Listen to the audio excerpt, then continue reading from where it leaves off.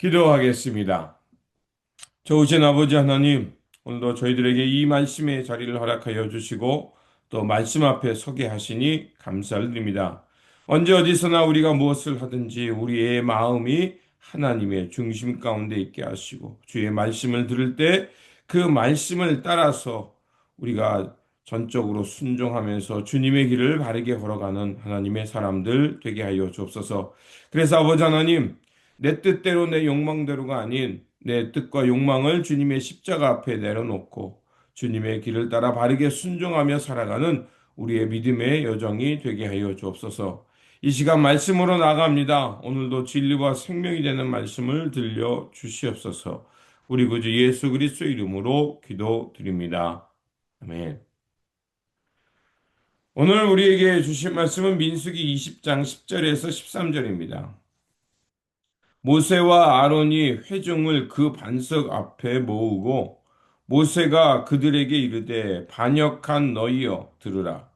우리가 너희를 위하여 이 반석에서 물을 내랴 하고 모세가 그의 손을 들어 그의 지팡이로 반석을 두 번 치니 물이 많이 솟아 나오므로 회중과 그들의 짐승이 마시니라.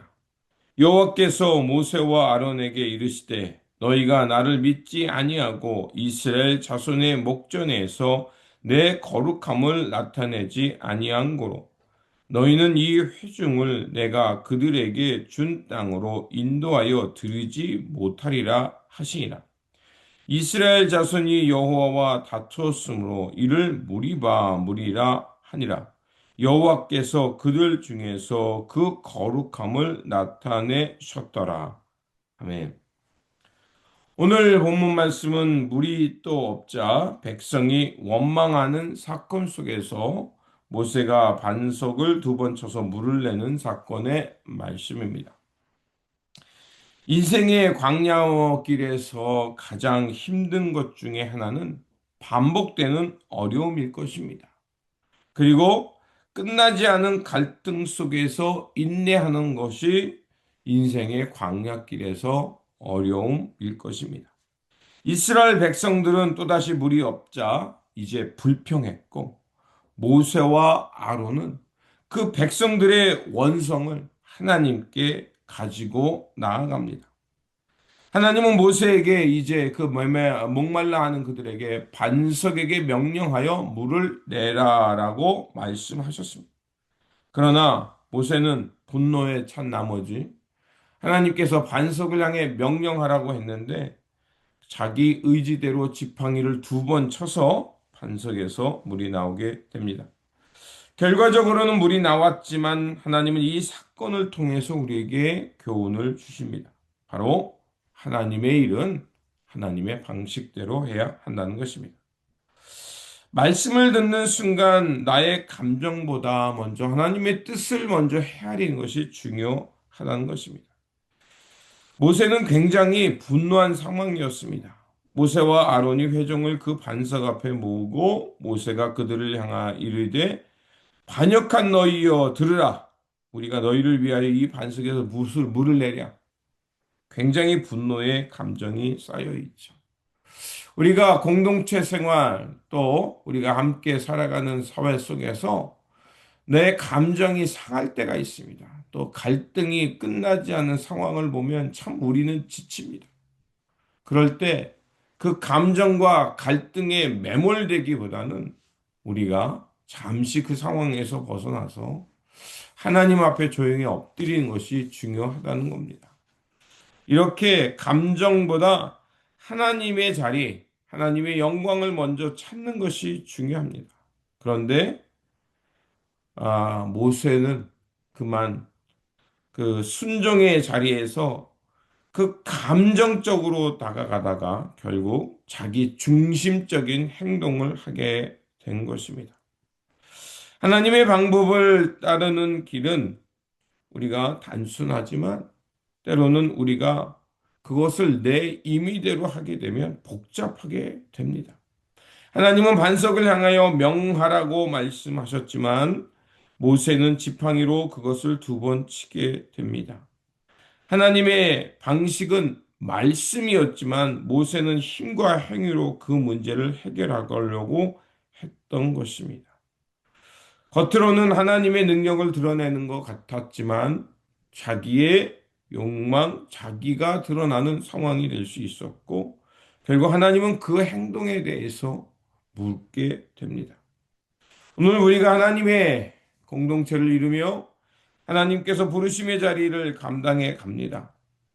그러다 보면 어떤 상황이 있을 때 과정도 중요함에도 불구하고 어떤 결과나 성과 중심으로 가게 될 때가 있습니다.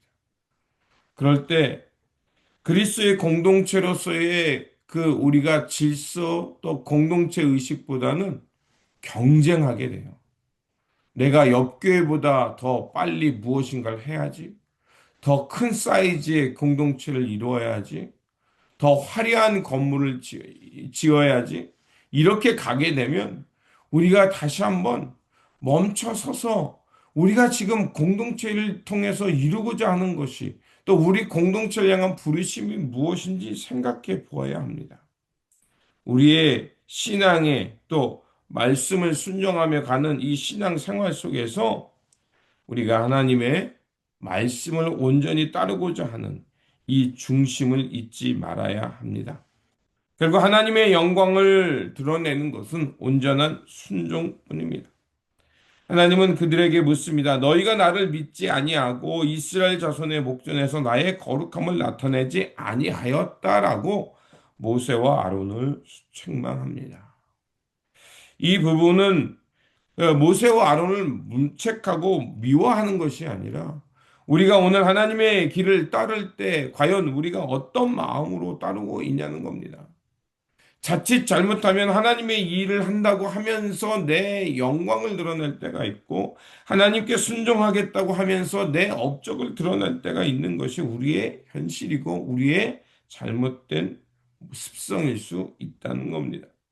하나님을 일을 할 때 먼저 하나님의 영광이 가려지지 않도록 하나님의 영광이 먼저 드러나고 그리고 그 하나님의 영광이 드러남을 통해서 하나님의 은혜가 나타나는 길을 우리가 더디더라도 그 길을 선택해야 합니다. 그래서 이 반석에서 물이 난 사건을 두고 뭐라고 이름이 정해지면은 무리바라고 말합니다.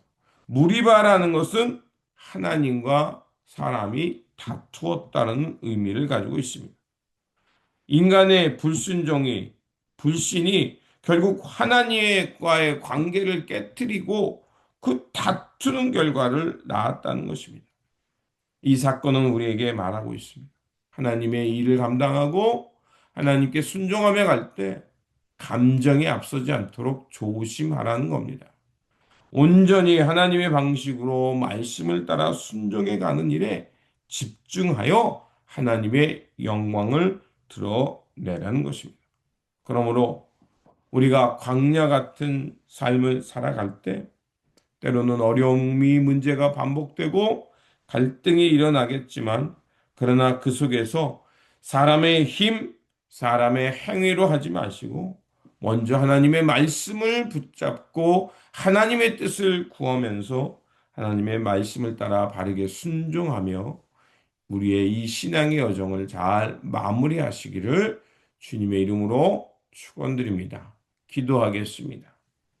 사랑과 은혜가 풍성하신 하나님, 광야 같은 세상 속에서도 우리를 길이 잃지 않도록 지켜주시고 인도하여 주심에 감사를 드립니다. 문제와 갈등 앞에서 감정적으로 다가가지 않게 하시고 먼저 하나님의 말씀을 붙잡게 하시고 상황보다 주님의 뜻, 주님의 방식을 신뢰하게 하여 주옵소서. 말씀을 벗어난 행동이 주님의 영광을 가릴 수 있음을 기억하게 하여 주시고 성령을 통하여 우리 안에 분노와 조급함을 다스리게 하시고 모든 상황 속에서 주님의 이름을 높이며 주님의 거룩함과 영광을 먼저 생각하며 살아가는 삶의 자리가 되게 하여 주옵소서. 오늘도 살아서 역사하시며 우리를 바른 길로 인도하여 주시는 우리 구주 예수 그리스도의 이름으로 기도드립니다. 아멘.